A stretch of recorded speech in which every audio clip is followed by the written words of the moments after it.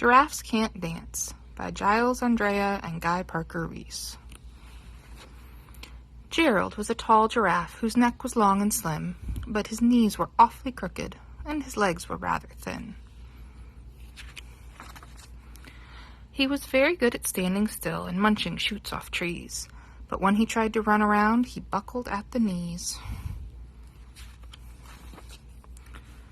Now every year in Africa they hold the jungle dance, where every single animal turns up to skip and prance. And this year when the day arrived, poor Gerald felt so sad, because when it came to dancing, he was really very bad. The warthogs started waltzing, and the rhinos rock and rolled. The lions danced a tango that was elegant and bold. The chimps all did a cha-cha with a very Latin feel, and 8 baboons then teamed up for a splendid Scottish reel.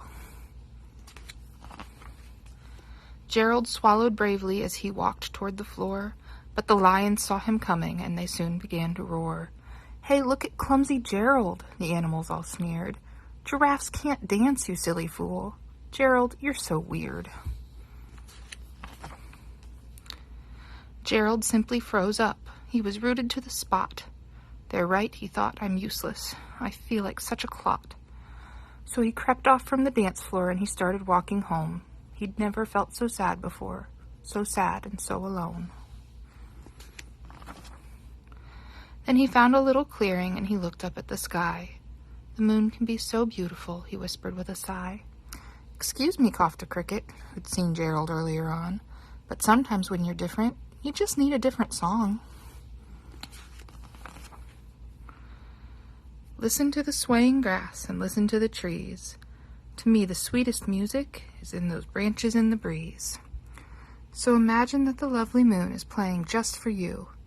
Everything makes music if you really want it to. With that, the cricket smiled and picked up his violin. Then Gerald felt his body do the most amazing thing. His hooves had started shuffling, making circles on the ground. His neck was gently swaying, and his tail was swishing round. He threw his arms out sideways, and he swung them everywhere. Then he did a backward somersault and leapt up in the air. Gerald felt so wonderful, his mouth was open wide. "I'm dancing, yes, I'm dancing, I am dancing," Gerald cried. Then one by one each animal who'd been there at the dance arrived while Gerald boogied and watched him, quite entranced.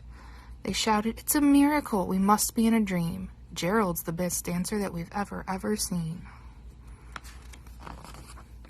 "How did you learn to dance like that? Please, Gerald, tell us how." But Gerald simply twirled round and finished with a bow. Then he raised his head and looked up at the moon and stars above. "We all can dance," he said, "when we find music that we love."